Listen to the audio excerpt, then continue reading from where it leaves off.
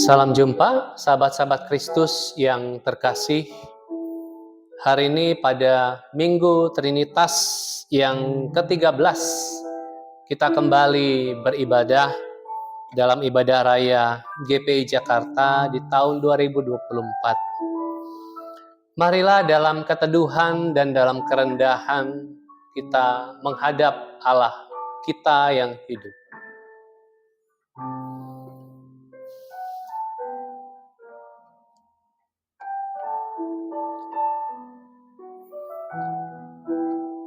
Mazmur 34 ayat 9 sampai 14. Kecaplah dan lihatlah betapa baiknya Tuhan itu. Berbahagialah orang yang berlindung padanya. Takutlah akan Tuhan, hai orang-orangnya yang kudus, sebab tidak berkekurangan orang yang takut akan Dia. Singa-singa muda merana kelaparan, tetapi orang-orang yang mencari Tuhan tidak kekurangan sesuatu pun yang baik. Marilah anak-anak, dengarkanlah aku, takut akan Tuhan akan kuajarkan kepadamu. Siapakah orang yang menyukai hidup, yang mengingini umur panjang untuk menikmati yang baik? Jagalah lidahmu terhadap yang jahat, dan bibirmu terhadap ucapan-ucapan yang menipu. Saya mengajak kita untuk datang kepada Tuhan dan mengungkapkan kerinduan kita untuk berjumpa dengan Tuhan melalui pujian Satu Hal Yang Kurindu. Satu hal yang kurindu, berdiam di dalam rumah-Mu. Satu hal yang kupinta, menikmati bait-Mu Tuhan. Satu hal yang kurindu, berdiam di dalam rumah-Mu. Satu hal yang kupinta, menikmati bait-Mu Tuhan. Lebih baik satu hari di pelataran-Mu daripada 1000 hari di tempat lain. Memuji-Mu, menyembah-Mu, Kau Allah yang hidup, dan menikmati semua kemurahan.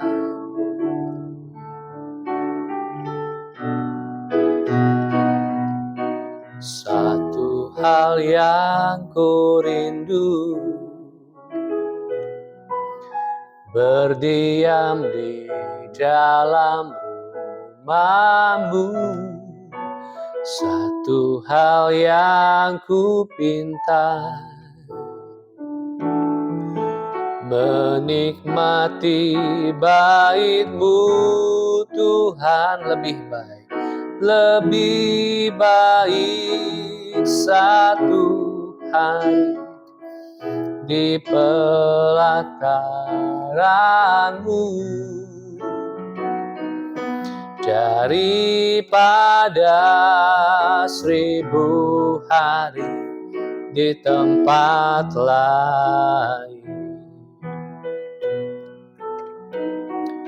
Memuji-Mu, menyembah-Mu, Kau Allah yang hidup, dan menikmati semua kemurahan-Mu. Lebih baik satu hari, lebih baik satu hari di pelataran-Mu daripada 1000 hari di tempat lain. Memuji-Mu, menyembah-Mu, Kau Allah yang hidup, dan menikmati semua kemurahan. Kami menikmati semua kemurahan-Mu, Tuhan, dan menikmati semua kemurahan-Mu.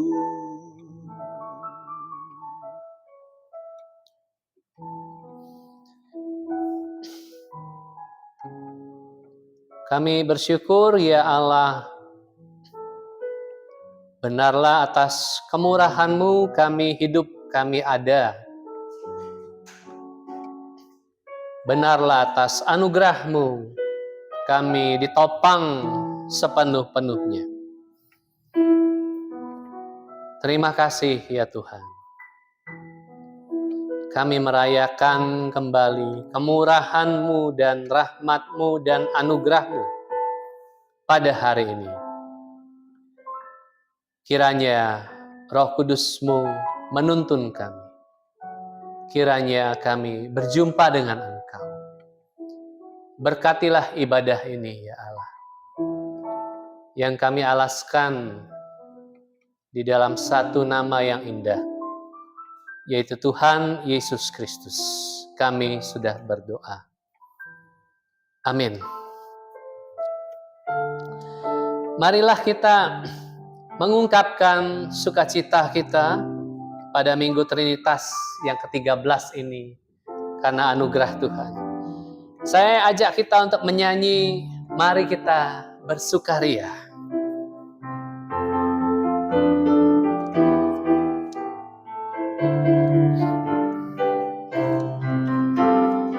Mari kita bersukaria, karena ini hari bahagia.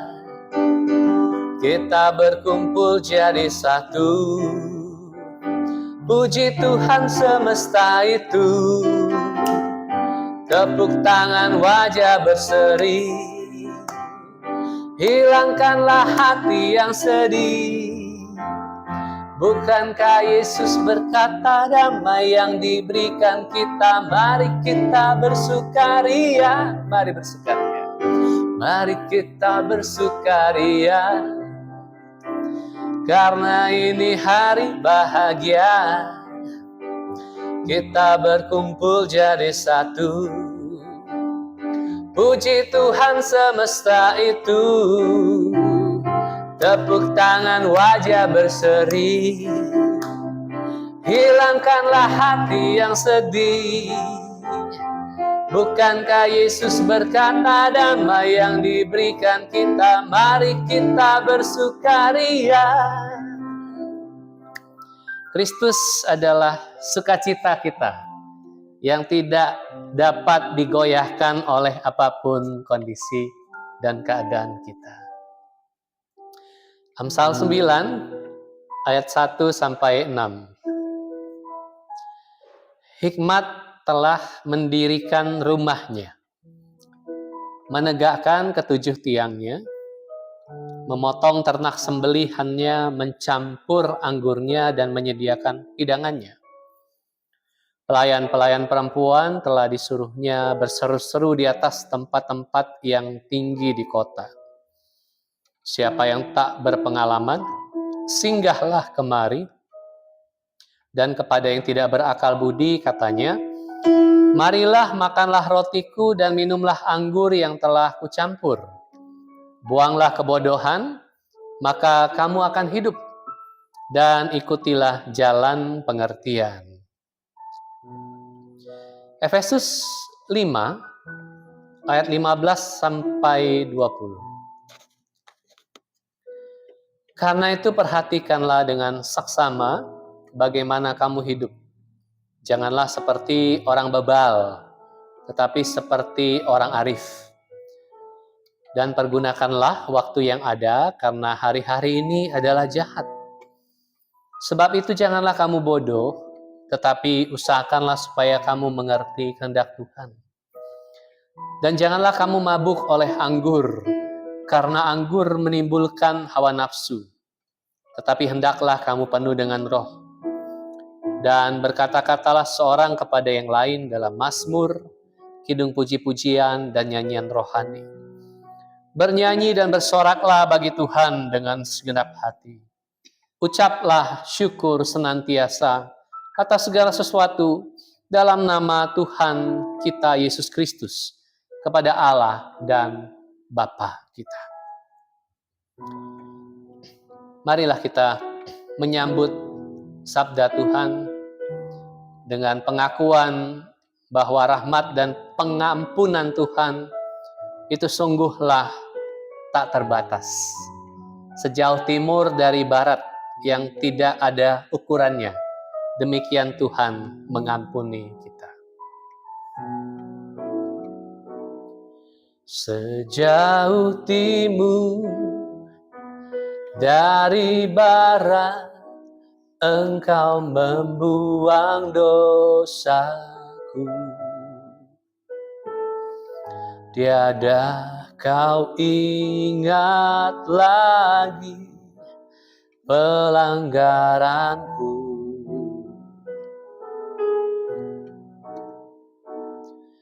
Jauh ke dalam tubir laut, kau melemparkan dosaku. Tiada kau perhitungkan kesalahanku. Betapa besar kasih,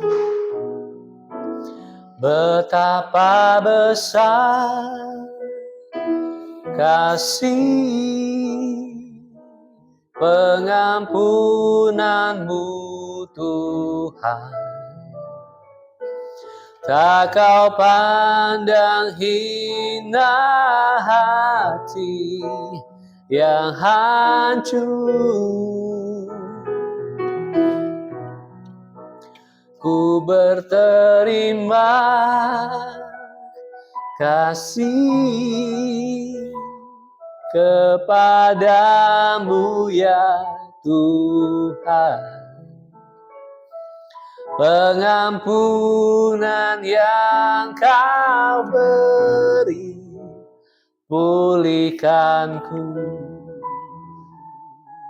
Sejauh timur dari barat, sejauh timur dari barat, Engkau membuang dosaku. Tiada kau ingat lagi pelanggaranku. Jauh ke dalam tubir laut, jauh ke dalam tubir laut, kau melemparkan dosaku. Tiada kau perhitungkan kesalahanku. Sungguh betapa besar kasih, betapa besar kasih pengampunanmu Tuhan. Tak kau pandang hina hati yang hancur. Ku berterima kasih kepadamu ya Tuhan, pengampunan yang Kau beri pulihkanku.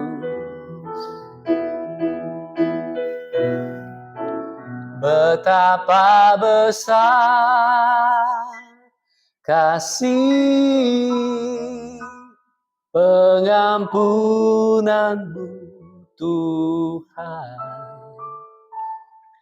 tak Kau pandang hina hati yang hancur.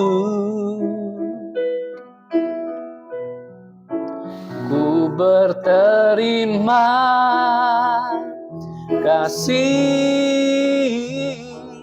kepadamu ya Tuhan, pengampunan yang Kau beri pulihkanku. Pengampunan yang Kau beri Tuhan, pengampunan yang Kau beri pulihkanku. Pengampunan yang Kau beri memulihkan kami. Pengampunan yang Kau beri pulihkanku.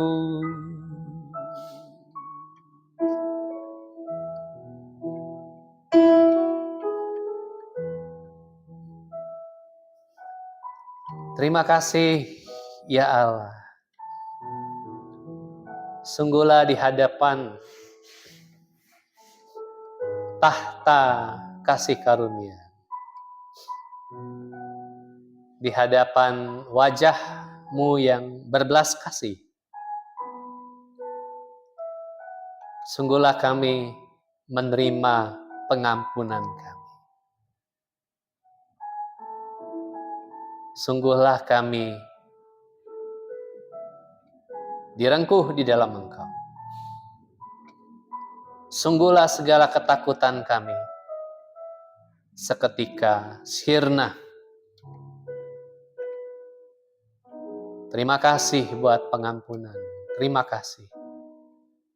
Dan di hadapan anugerah-Mu, sungguhlah kami menerima pemulihan kami dan kesembuhan kami. Terima kasih ya Tuhan. Kiranya hati kami kembali terpaut dan terbuka untuk mendengar suara-Mu yang berbicara kepada setiap kami. Roh Kudus, Roh Allah, Roh kebenaran, kiranya membawa kami berjumpa dengan seluruh kebenaran Tuhan. Terima kasih ya Allah. Biarlah kiranya Engkau menyertai hamba-Mu yang menyampaikan sabda. Demi Tuhan Yesus Kristus, kami menyambut firman-Mu dengan ucapan syukur. Amin.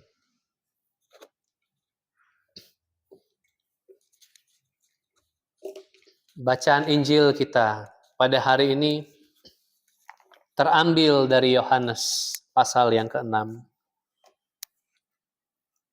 ayat 51 sampai 58.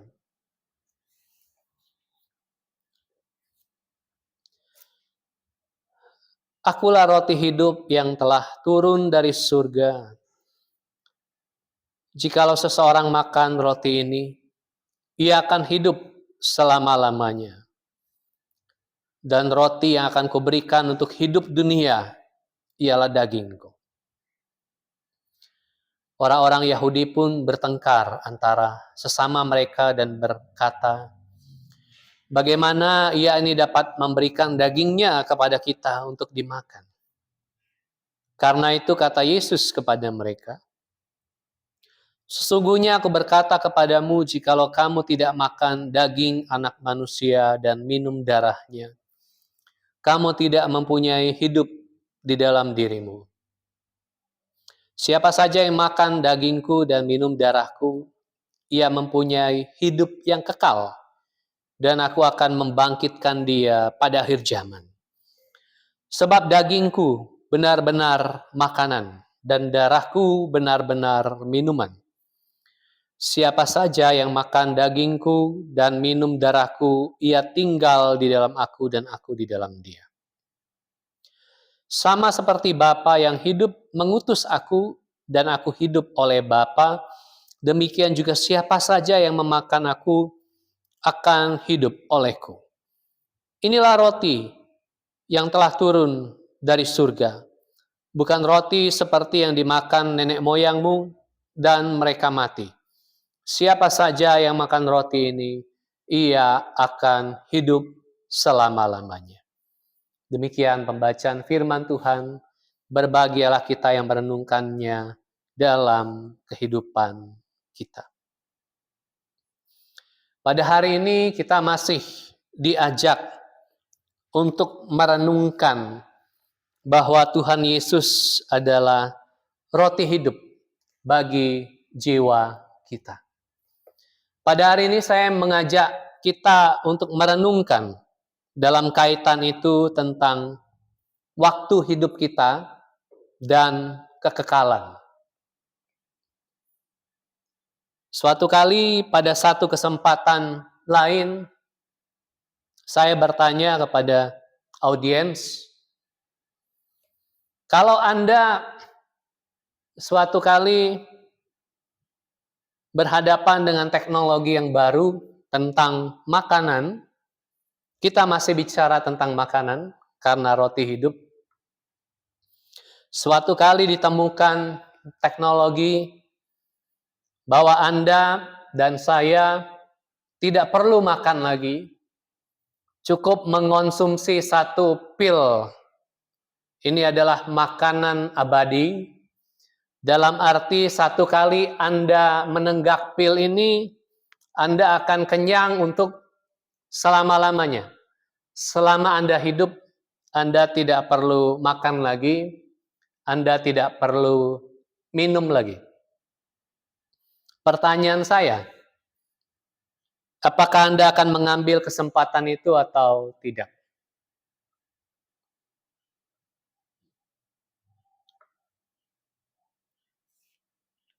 Saya pribadi akan menjawab, saya tidak akan mengambil kesempatan itu. Mengapa? Karena saya tidak bisa membayangkan kehidupan di tengah dunia ini tanpa lagi saya harus mengonsumsi makanan kesukaan saya. Atau makanan yang saya masak sendiri. Rasanya hidup akan terasa begitu kagok ya. Begitu, kalau mau menyebutnya, hampa barangkali. Karena salah satu aktivitas Anda yang barangkali Anda dan saya anggap berharga, walaupun sangat sederhana, adalah makan. Betul ya? Kita makan, pada saat kita makan, kita bukan sekadar makan supaya kenyang, tentu tidak. Tentu ada orang yang membuat konten itu ya, makan tanpa mengunyah. Saya pernah lihat seorang perempuan membuat itu, followernya sudah banyak sekali. Dia telan sosis, dia masukkan sosis sebesar ini ke dalam mulutnya, tanpa dikunyah dalam hitungan detik, dia julurkan lidahnya, sosis itu sudah lenyap, masuk ke dalam perutnya. Bayangkan tiap hari dia membuat konten yang demikian. Saya takut pencernaannya akan sangat bermasalah di kemudian hari. Karena harus bekerja sangat berat, mencerna makanan tanpa bantuan gigi. Makan bukan sekadar makan. Tentu makan supaya kenyang, simpel sekali. Tapi ada kenikmatan tersendiri ketika kita makan. Sesederhana apapun makanan yang kita santap itu, tentu ada kenikmatan, kesukaan, atau enjoyment ya, kala kita menyantapnya. Syukur kalau makanannya bisa sedikit beragam, begitu ya. Nutrisinya terpenuhi, tercukupi. Tapi pada umumnya makan bukan sekadar makan untuk kenyang, tapi ada kenikmatan di dalamnya. Makan pun ada banyak dimensi budaya di dalamnya, betul ya. Kalau kita makan, kita tahu makanan yang kita makan di hadapan kita itu adalah produk dari budaya tertentu. Makanya kita kenal ada Western food, ada Chinese food, ya, ada local food, gado-gado, ketoprak, sate, macam-macam. Ada fusion juga, ada peranakan, ada percampuran ya antara masakan lokal dengan Chinese food misalnya. Kita dapat masakan peranakan ya. Macam-macam sekali. Makanan bukan sekadar untuk makan. Tapi pertanyaan selanjutnya, apakah artinya ketika Yesus mengatakan bahwa Dia adalah roti hidup yang telah turun dari sorga dan setiap orang yang menyantapnya akan hidup selama-lamanya, apakah seperti kita menyantap pil keabadian makanan itu? Ketika kita satu kali santap, lenyaplah satu aktivitas bersantap kita. Kita tidak lagi makan makanan yang menyukakan kita. Aktivitas itu sudah lenyap. Atau apa sebetulnya yang dimaksudkan di balik pernyataan ia akan hidup selama-lamanya? Ini sesuatu yang menarik. Karena dalam konteks yang kita baca, gara-gara pernyataan itu, orang-orang Yahudi yang mendengarkan Yesus pada waktu itu berdebat dan bertengkar. Mereka ribut. Apa sih maksudnya pernyataan itu ketika dia mengundang orang untuk menyantap dagingnya? Apakah itu artinya kita secara harfiah, literal, betul-betul memotong-motong tubuh Yesus lalu kita santap, minum darahnya seperti kanibalisme, atau apa sebetulnya? Mereka berdebat, mereka ribut, mereka bingung. Tapi Yesus bukan menjelaskan kepada mereka supaya mereka tidak lagi bingung.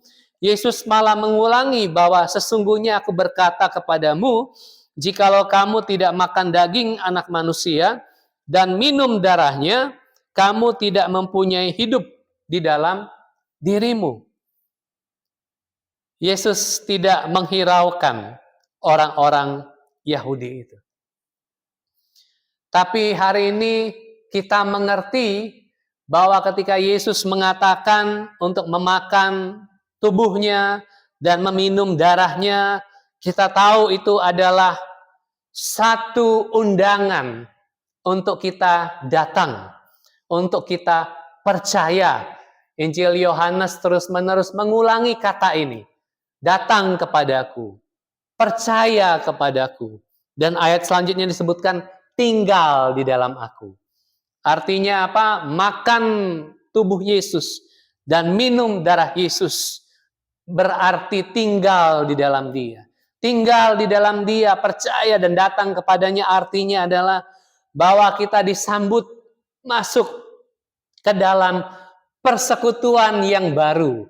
Persekutuan yang hidup di dalam Allah Trinitas melalui putranya, yaitu Yesus Kristus. Dan itu adalah suatu persekutuan di dalam kasih.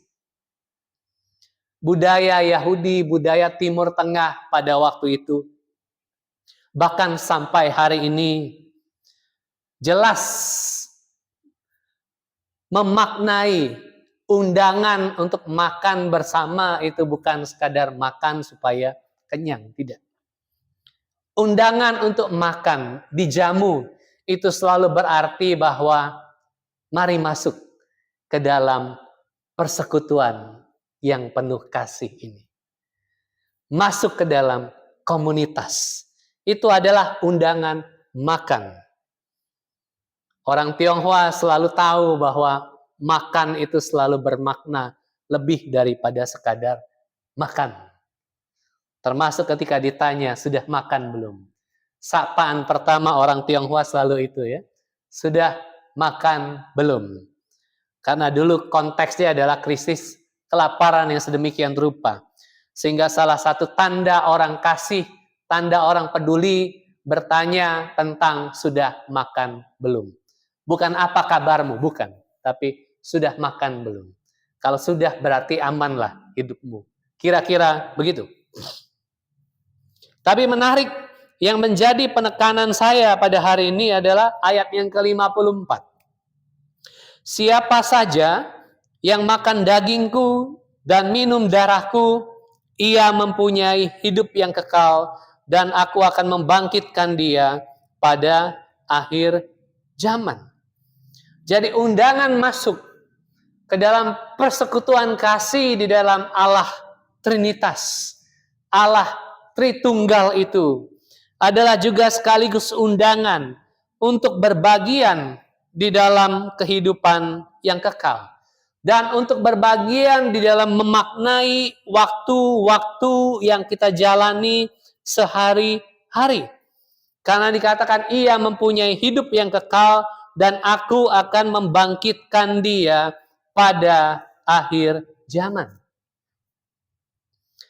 Kala undangan kekekalan itu memasuki kehidupan kita yang fana, temporer, sementara itu, kita mendapatkan satu sensibilitas kemewaktuan yang berbeda.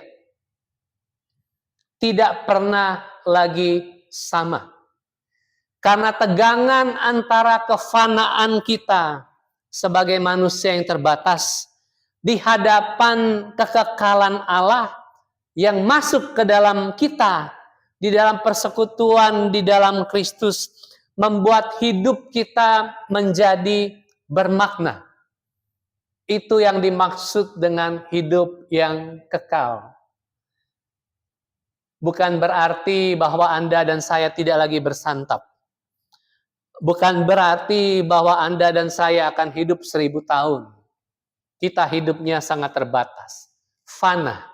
Secara biologis fisik kita akan terurai menjadi tanah. Tapi kita tahu ketika kekekalan itu mengundang kita masuk ke dalamnya, kita mendapatkan satu lanskap ruang dan waktu yang kemudian diperluas. Dan kita memaknai kehidupan kita yang singkat ini menjadi lebih bermakna. Itu sebabnya saya ingin mengaitkan ini dengan pernyataan Paulus dan memang sesuai dengan bacaan leksionari kita pada Efesus pasal yang ke-5. Ada yang menarik ketika Paulus menyatakan bahwa orang-orang yang dibangkitkan di dalam Kristus itu juga adalah orang-orang yang dipanggil untuk memaknai waktu-waktu di dalam kehidupannya secara berbeda. Paulus mengatakan, bangunlah hai engkau yang tidur, dan bangkitlah dari antara orang mati, dan Kristus akan bercahaya atas engkau. Praktikan bagaimana undangan ke dalam kematian dan kebangkitan Kristus, ke dalam persekutuan itu, mengakibatkan hal yang demikian. Karena itu, perhatikanlah dengan seksama bagaimana kamu hidup. Janganlah seperti orang bebal, tetapi seperti orang bijak. Dan pergunakanlah waktu yang ada. Karena hari-hari ini adalah jahat. Di hadapan undangan Allah yang kekal, kita kemudian bisa memaknai waktu. Disebutkan mempergunakan waktu yang ada karena hari-hari ini adalah jahat. Pernyataan-pernyataan ini dalam Efesus pasal yang ke-5 ini adalah pernyataan-pernyataan yang biasa diucapkan setelah jemaat selesai dikatekisasi. Mereka akan dibacakan kalimat-kalimat ini. Bangun hai kamu yang tidur, bangkit dari antara orang mati, Kristus akan percaya, perhatikan bagaimana kamu hidup dan seterusnya dan seterusnya. Artinya apa? Bahwa mempergunakan waktu yang ada. Merenungkan tentang waktu di dalam hidup yang kekal itu adalah sangat fundamental, sangat mendasar dalam hidup Kristiani kita, sehingga itu diucapkan setelah anggota jemaat selesai dikatekisasi pada masa abad ke-1 di zaman gereja, di zaman Rasul Paulus. Tapi saya ingin mengajak kita untuk memperhatikan kata pergunakanlah waktu yang ada, karena hari-hari ini adalah jahat. Kalau orang berbahasa Inggris kenal dengan istilah seize the day, ya. Manfaatkanlah harimu, manfaatkanlah waktumu. Jangan biarkan itu berlalu begitu saja.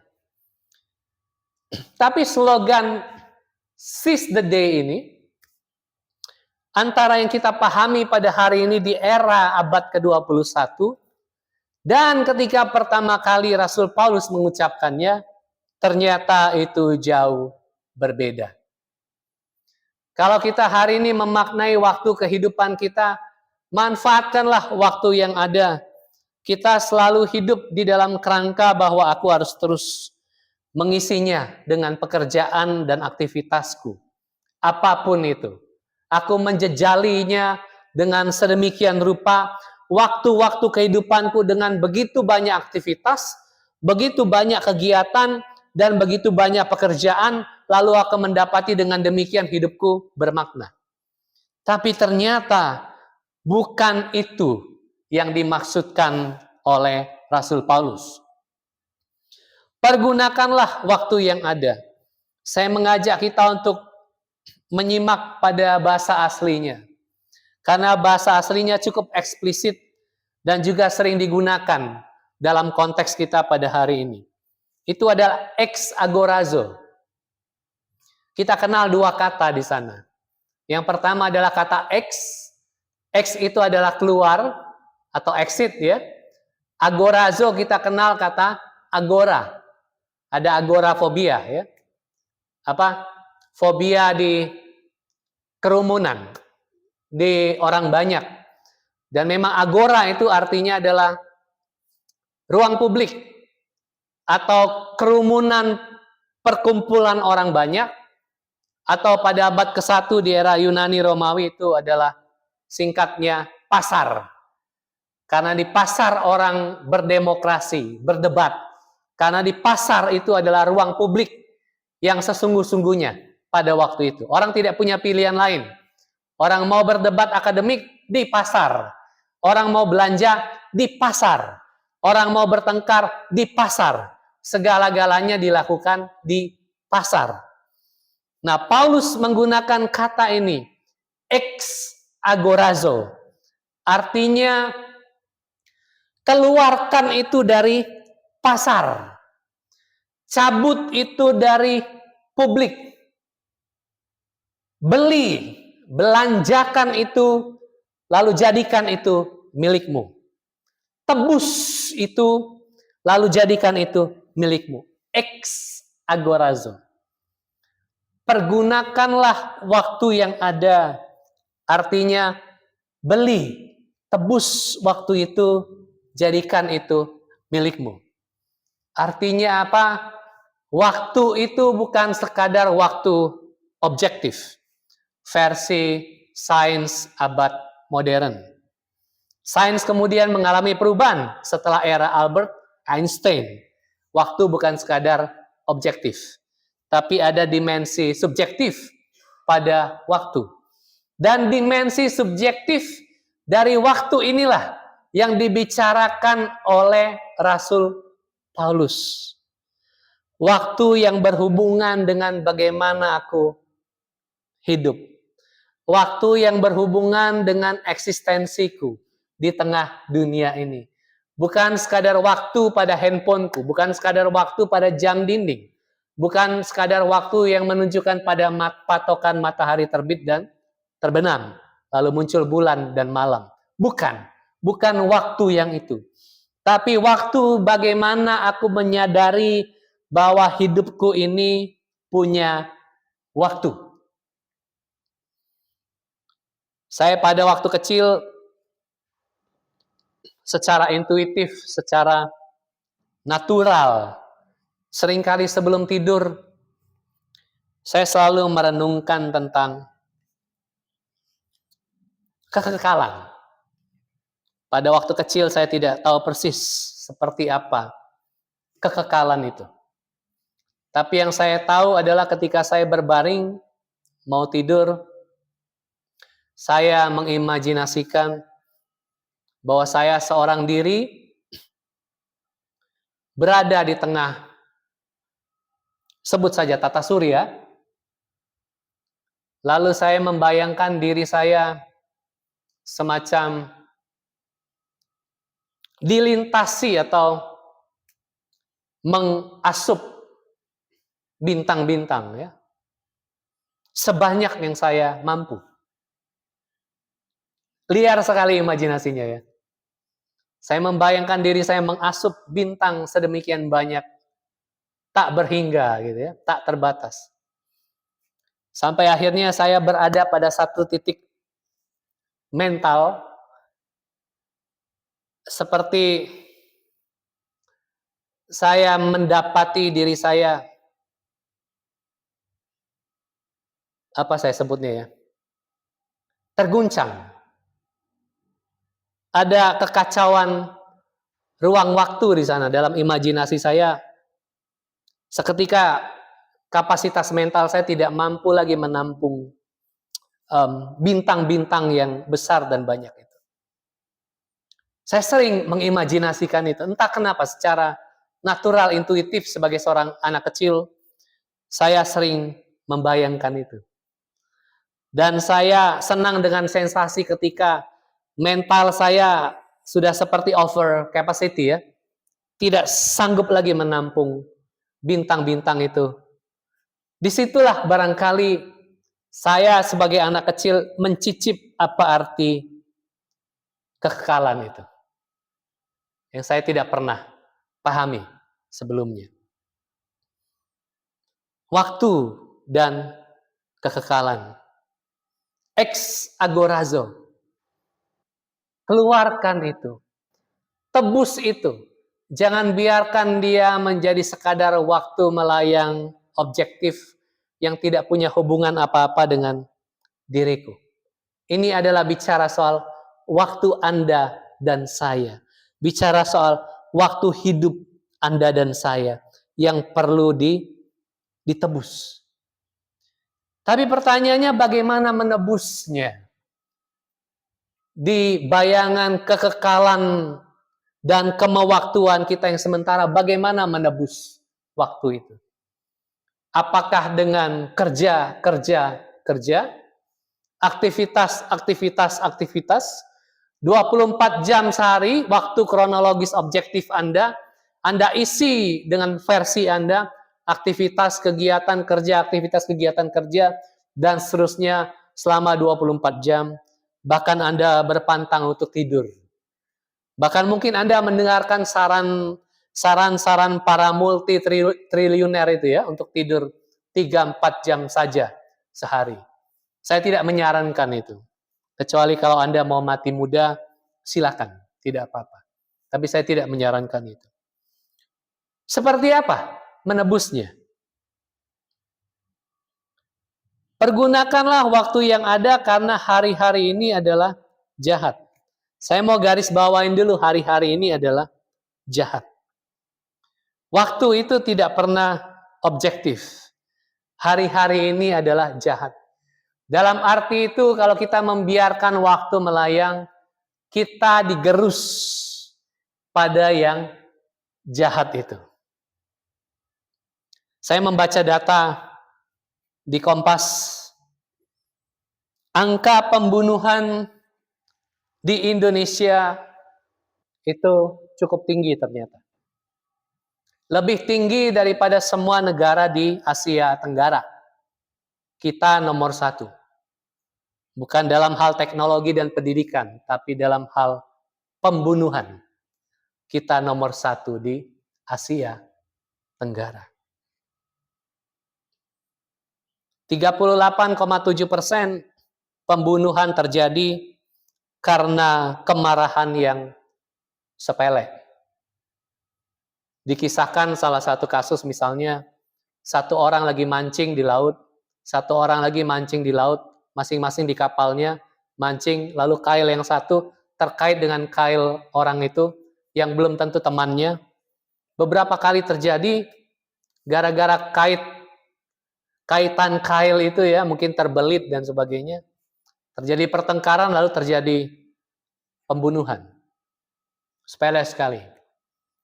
Ada seorang ponakan tinggal di rumah tantenya sehari-hari, lalu tantenya kadang-kadang suruh dia masak nasi, ya, cuci beras, masak nasi, kegiatan-kegiatan sepele dan sederhana.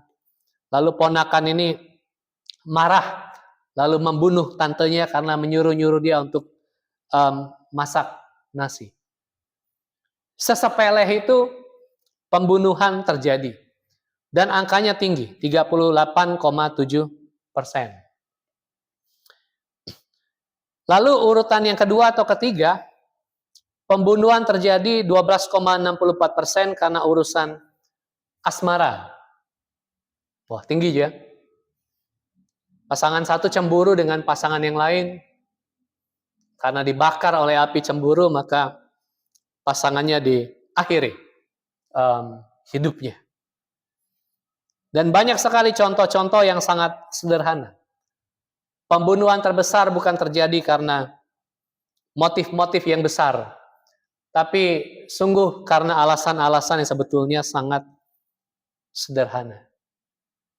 Orang emosi sesaat, lalu nyawa orang lain melayang.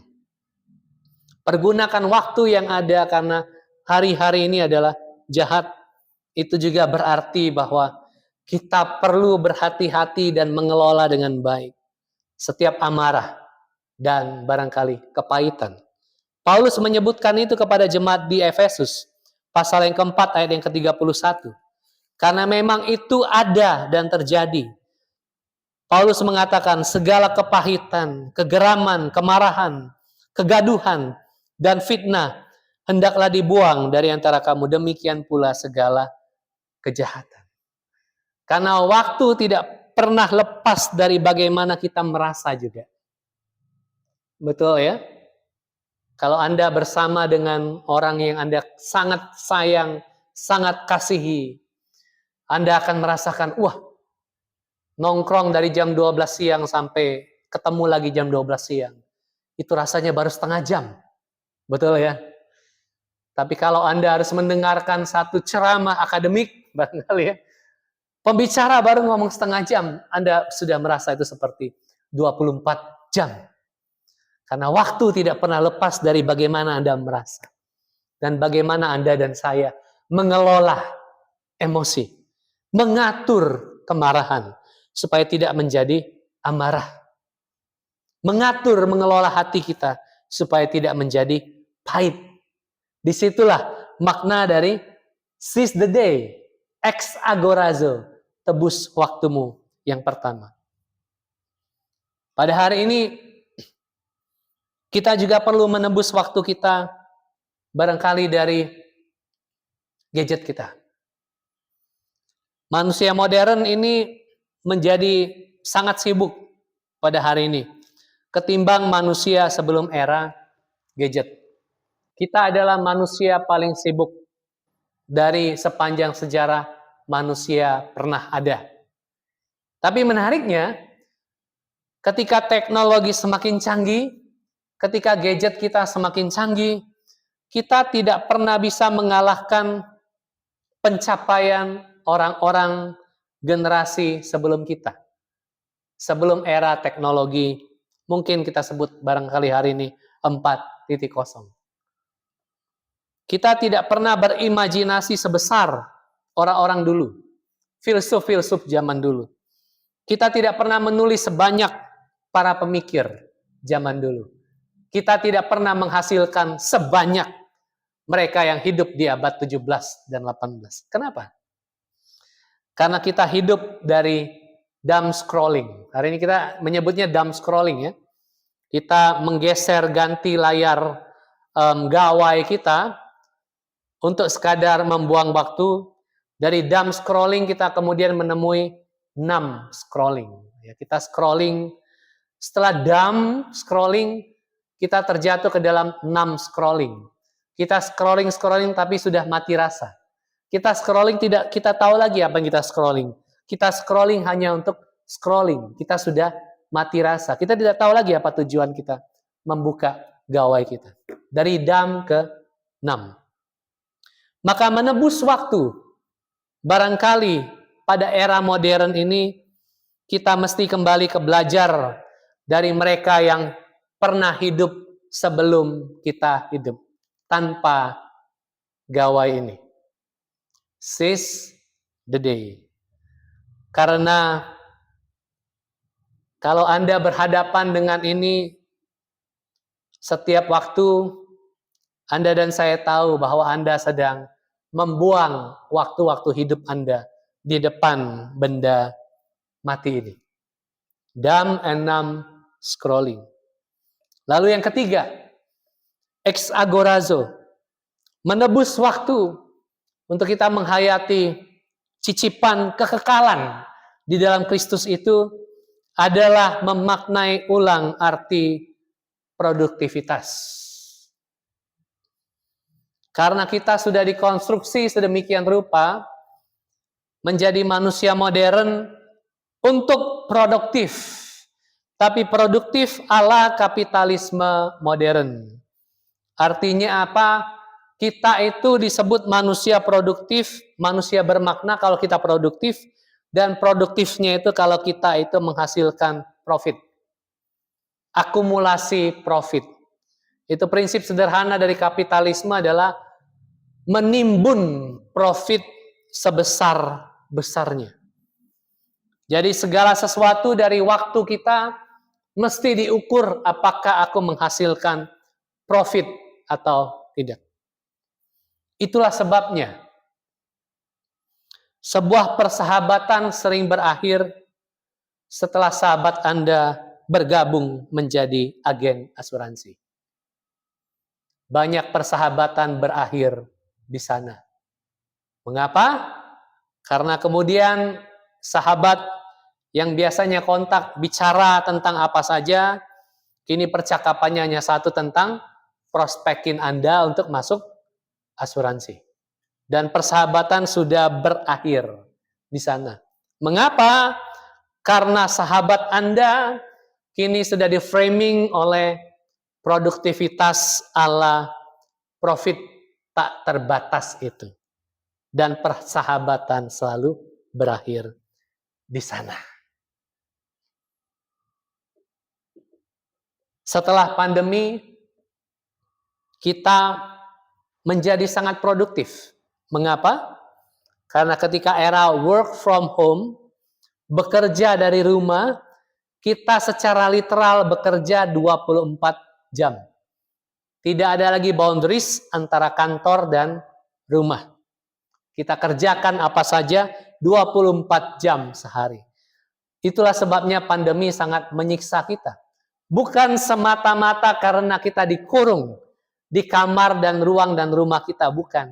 Tapi karena di ruang kita, di rumah kita, di kamar kita, kita masih harus bekerja dan tubuh kita tidak bisa lagi membedakan kapan waktunya istirahat, kapan waktunya bekerja.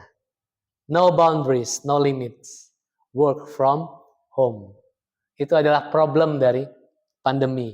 Dan kita merasakan semua. Kita digenjot terus untuk produktif ala kapitalisme modern. Sebuah buku, saya tidak perlu berpanjang lebar, tapi saya hanya akan menyebutkan judulnya saja, supaya menjadi renungan bagi kita. Seorang penulis, dia adalah profesor ilmu komputer, tapi menulis tentang produktivitas. Namanya Cal Newport. C-A-L ya, Cal Newport, nama yang unik. Dia menulis banyak buku. Kalau bicara produktivitas, dia mengerti persis bagaimana menggunakan teknologi komputer untuk menjadi produktif. Tapi satu buku yang dia tulis menarik. Dia menulis judul buku Slow Productivity. Produktivitas yang lambat. Produktivitas yang dilambatkan. Dan apa yang diusulkan oleh Cal Newport ini bertentangan dengan semangat ala kapitalisme yang menggenjot kita untuk bekerja panjang tanpa henti, tidak kenal waktu. Dalam Slow Productivity, Cal Newport mengajak kita untuk setiap hari lakukan beberapa hal saja. Jangan berondong diri Anda dengan begitu banyak list. Kalau listnya bisa disederhanakan, sederhanakan itu. Yang penting dia bisa selesai. Lakukan do fewer things, ya. Lakukan beberapa hal saja. Yang kedua, Newport mengatakan bahwa kita perlu menghasratkan yang namanya kualitas, ya. Obsess over quality. Bukan berarti menjadi perfeksionis, bukan. Tapi mengutamakan kualitas dari apa yang kita lakukan. Dan yang ketiga yang menarik adalah bekerjalah dengan ritme yang natural. Di era kapitalisme modern, kita diajar untuk tidak menjadi manusia. Kita diajar untuk menjadi robot. Kerjalah 24 jam. Kerjalah. Jangan tidur. Tidur adalah dosa. Tidur 3 jam aja sehari. Kata para multi-triliuner itu. Supaya mereka anak buahnya terus digenjot, ya. Itu sebetulnya trik di balik itu. Newport mengatakan kerja dengan ritme yang natural. Kalau Anda perlu istirahat, istirahat. Kalau Anda perlu jalan, jalan. Kalau Anda perlu bermalas-malasan, silakan. Malas-malasan tidak dosa. Malas-malasan adalah upaya kita untuk memenuhi kebutuhan tubuh kita supaya dia bisa merilis stresnya, lalu mengundang masuk segenap daya kreativitas untuk Anda kembali pulih. Jadi kalau hari ini Anda alergi yang namanya istirahat, tidur, malas-malasan, itu berarti Anda sedang dijangkiti produktivitas ala kapitalisme modern.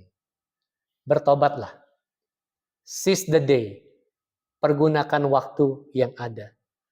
Tapi waktu yang ada itu bukan supaya Anda isi dengan aktivitas, kerja, tidak. Tapi Anda bisa gunakan waktu itu untuk Anda menyadari diri Anda yang terbatas. Memberi waktu terbuka kepada sensibilitas kekekalan. Supaya daya kreatif Anda dan saya mengalir keluar. Daya judgment Anda dan saya menilai, menimbang secara etis itu lancar. Kalau Anda dikerja, diperbudak, diperkuda, kata Iwan Fals, ya, diperkuda setiap hari, pertimbangan-pertimbangan etis Anda menjadi kacau dan bermasalah.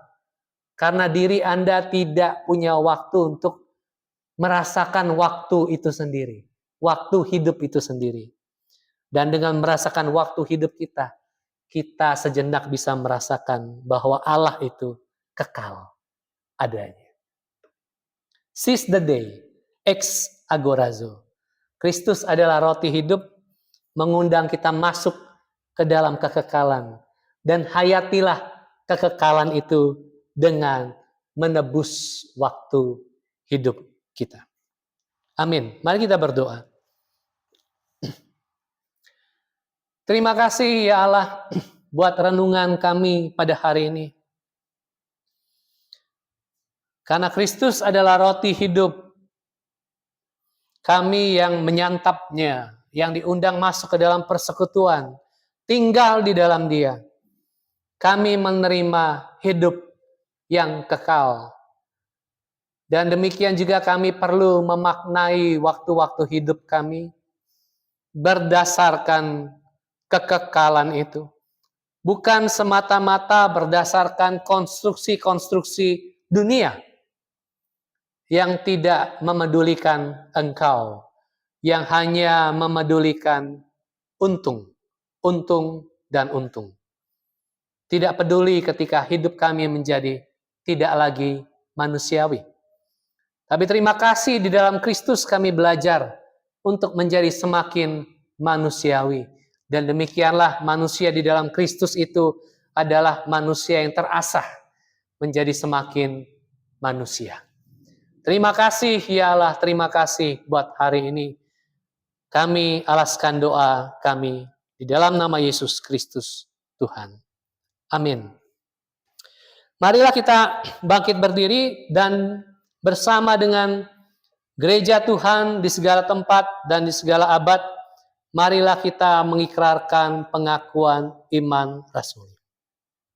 Aku percaya kepada Allah, Bapa yang Maha Kuasa, Khalik langit dan bumi, dan kepada Yesus Kristus, anaknya yang tunggal Tuhan kita, yang dikandung dari Maria, salah di bawah pemerintahan Pontius Pilatus, disalibkan, mati dan dikuburkan, turun ke dalam kerajaan maut, pada hari yang ketiga, bangkit pula dari antara orang mati, naik ke surga, duduk di sebelah kanan Allah, Bapa yang Maha Kuasa. Aku percaya kepada Roh Kudus, gereja yang kudus dan am, persekutuan orang kudus, pengampunan dosa, kebangkitan tubuh, dan hidup yang kekal. Amin. Silakan duduk. Marilah kita memberikan persembahan kita sebagaimana Kristus, Sang Roti Hidup, yang membagikan hidupnya kepada kita semua. Nyanyikan kasih dari surga memenuhi tempat ini. Kasih dari surga memenuhi tempat ini. Kasih dari Bapa surgawi. Kasih dari Yesus mengalir di hati, membuat damai di hidupku. Mengalir kasih dari tempat tinggi, mengalir kasih dari tempat tinggi, mengalir kasih dari tata Allah Bapa, mengalir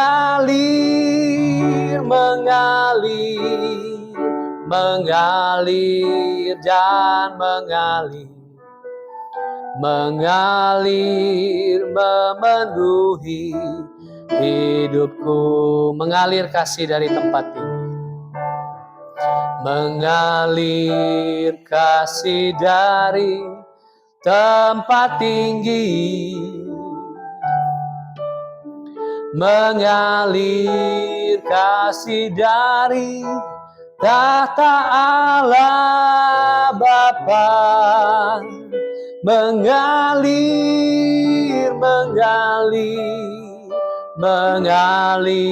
dan mengalir memenuhi hidupku. Mengalir memenuhi hidupku, mengalir memenuhi hidupku. Mari kita berdoa.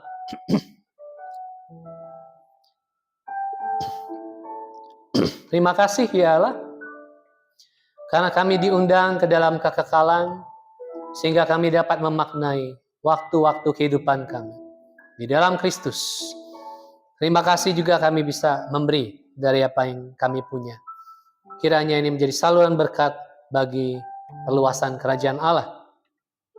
Kami berdoa buat gereja ini, Gereja kecil ini bersama dengan sinode yang juga mengembangkan banyak gereja baru di Indonesia ini, biarlah kiranya bersama-sama kami melangkah untuk melihat, menyaksikan bagaimana berita Injil disampaikan dan mengubahkan kehidupan banyak orang. Dan kiranya bersama dengan gereja di seluruh dunia, jejaring rahmat Allah ini kiranya bergerak memulihkan dunia yang sekarat. Kami berdoa buat rumah singgah, biarlah juga Tuhan memakai rumah singgah ini untuk menyambut mereka yang memerlukan sambutan. Kami berdoa ya Allah buat setiap kami. Biarlah Engkau melihat setiap kebutuhan dan pergumulan kami. Biarlah kiranya kami menyerahkan kepadamu. Engkau Allah yang menjawabnya sesuai dengan maksud dan kehendak dan waktu Tuhan. Kami berdoa buat bangsa kami, buat negeri kami yang pada hari ini menghadapi banyak hal yang fokus perhatiannya terbagi dengan perluasan, dengan pemindahan ibu kota dan lain sebagainya. Tapi biarlah kiranya Tuhan merahmati bangsa ini, memberikan kebijaksanaan bagi setiap para pengatur kebijakan pemerintah untuk mendatangkan kemaslahatan bagi orang banyak, bagi masyarakat, dan bukan sekadar bersibuk dengan pembangunan demi pembangunan yang belum tentu mengakar, belum tentu berpihak, belum tentu mendatangkan manfaat bagi masyarakat. Dan juga untuk masyarakat adat yang semakin terus terpinggirkan karena pembangunan demi pembangunan, sehingga mereka terus tergerus dan nyaris musnah dan punah. Biarlah kiranya Tuhan mereka juga mendapatkan tempat, suaranya dipertimbangkan, diperhitungkan, agar setiap kebijakan yang diambil juga menimbang masyarakat-masyarakat adat setempat. Biarlah kami berdoa buat setiap kebijakan-kebijakan negeri ini juga mulai menghitung dan menimbang dampak-dampaknya bagi alam yang sudah semakin rusak, yang sudah semakin menjerit, sakit, dan semakin lemah. Bumi kami semakin terus meratap dan sengsara. Biarlah kiranya kami manusia berbelas kasih dan bertobat dari perusakan ini. Terima kasih ya Allah, kami menyerahkan doa-doa kami ini kepadamu, dan biarlah setiap jeritan hati, harapan, doa yang barangkali tidak terucapkan dengan baik, biarlah kiranya Tuhan juga mendengarnya dan menjawabnya. Ini doa kami yang kami alaskan dengan ucapan syukur dan mengalaskannya juga dengan doa sesuai dengan yang diajarkan oleh Tuhan Yesus Kristus untuk kami berdoa. Bapa kami yang di surga, dikuduskanlah namamu, datanglah kerajaanmu, jadilah kehendak-Mu di bumi seperti di surga. Berikanlah kami pada hari ini makanan kami yang secukupnya, dan ampunilah kami akan kesalahan kami, seperti kami juga mengampuni orang yang bersalah kepada kami. Dan janganlah membawa kami ke dalam pencobaan, tetapi lepaskanlah kami daripada yang jahat. Karena Engkau yang punya kerajaan dan kuasa dan kemuliaan sampai selama-lamanya. Amin. Mari kita akhiri ibadah kita dengan bangkit berdiri.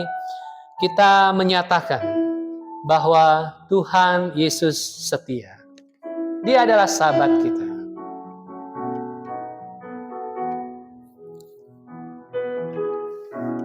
Tuhan Yesus setia.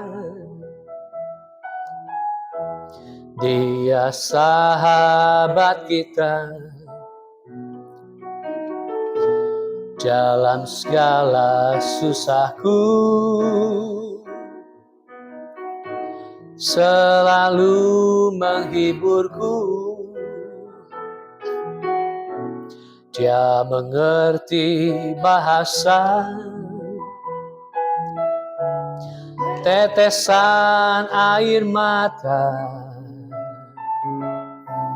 Waktu badai mengamuk dan gelombang menerpa, Tuhan Yesus setia. Tuhan Yesus setia. Tuhan Yesus setia, Dia sahabat kita dalam segala susahku, selalu menghiburku. Dia mengerti bahasa tetesan air mata, waktu badai mengamuk dan gelombang menerpa. Tuhan Yesus setia. Mari sahabat-sahabat Kristus yang terkasih, marilah kita pulang ke tengah dunia kita, ke dalam kehidupan kita, dan biarlah kiranya kita yang diundang masuk ke dalam persekutuan yang kekal di dalam Allah Tritunggal yang adalah kasih, kita yang menerima hidup yang kekal di dalam Dia. Baiklah kita memaknai waktu-waktu hidup kita di dalam Dia, menebusnya dan melihatnya seturut dengan apa yang dikehendaki oleh Allah. Biarlah engkau memaknai waktu-waktumu bukan berdasarkan opini dan konstruksi dari dunia, tapi biarlah engkau melihat waktumu di dalam panggilan kekekalan di dalam Allah Tritunggal, sehingga engkau melihat hidupmu bermakna di dalam Dia, bukan sekadar bermakna dengan diberikan makna dari dunia ini, melainkan engkau menerima makna di dalam Kristus yang adalah Sang Roti Hidup. Jadilah bermakna di dalam Dia.